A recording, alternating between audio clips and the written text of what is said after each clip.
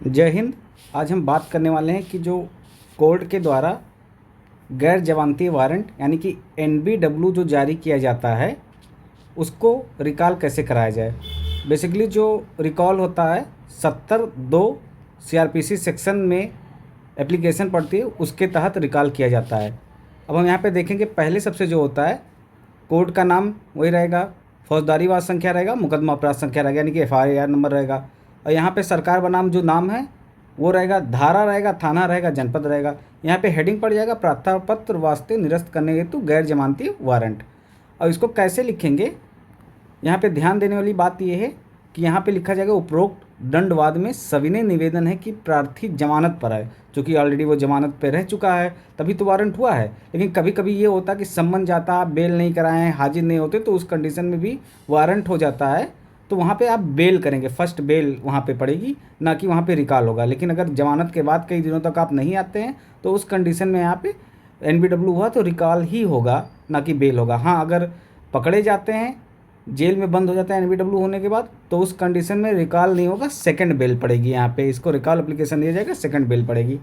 तो यहाँ पे लिखा जाएगा कि उपरोक्त दंडवाद में सविनय निवेदन कि प्रार्थी जमानत पर है, प्रार्थी की पत्नी की तबीयत बहुत ख़राब है, जो भी कंडीशन रहा हो उस कंडीशन को अच्छे से मेंशन करेंगे। अगर तबीयत ख़राब हो तो उसका मेडिकल रिपोर्ट भी लगेगा, आधार कार्ड, मेडिकल जो रिसिप्ट मिलेगी, दवा की पर्ची उसके साथ लगेगा, जिसकी दवा इलाज के लिए प्रार्थी काफ़ी परेशान है, जिसके वजह से दिनांक जो भी डेट रहा होगा उस दिनांक को प्रार्थी माननीय न्यायालय के समक्ष नहीं आ सका, ना ही अपने अधिवक्ता को इसकी सूचना दे सका। फलस्वरूप उसके विरुद्ध माननीय न्यायालय के द्वारा या श्रीमान जी के द्वारा गैर जमानती वारंट पारित कर दिया गया। प्रार्थी जानबूझकर गलती नहीं किया है, जो भी हुआ है अनजाने तथा मजबूरी में हुआ है। भविष्य में कोई भी गलती प्रार्थी इस तरह की नहीं करेगा तथा बराबर न्यायालय उपस्थित आएगा। यहाँ पे आप कंडीशन भी दे रहे हैं और साथ ही प्रार्थी अंडरटेकिंग या मुचलका देने के लिए तैयार है।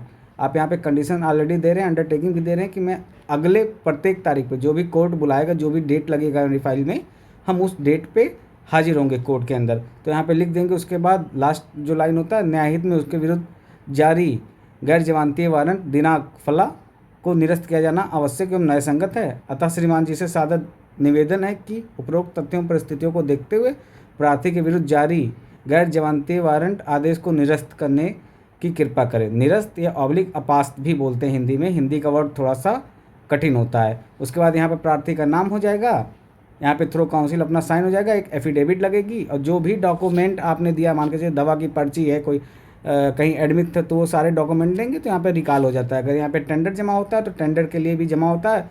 जो रिकॉल एप्लीकेशन की फ़ोटोकॉपी आएगी, जो ऑर्डर होगा उसकी फ़ोटोकॉपी ले जाके आप टेंडर अपने जो भी प्रशासनिक भवन होते हैं, टेंडर भवन होते हैं, वहाँ पे आप कोर्ट में जमा करेंगे।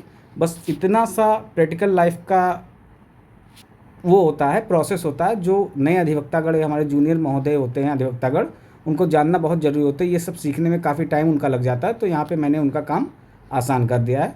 धन्यवाद।